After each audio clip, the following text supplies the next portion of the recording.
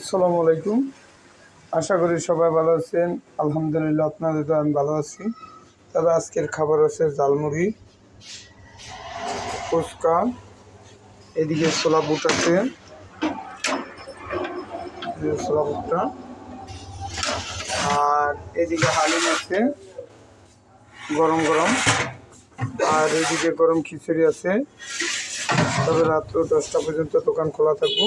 আলমবাগ পেজটা সবাই ফলো দিবেন, লাইক দিবেন, শেয়ার করে দিবেন। আর এই জায়গায় অ্যাকোয়ারিয়ামের সাজানো হয়েছে অ্যাকোয়ারিয়াম। দেখেন বিভিন্ন ধরনের আইটেমের মাছ আছে।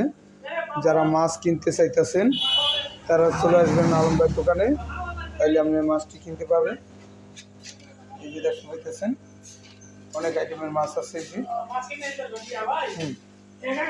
এই যে এই জায়গায় আছে।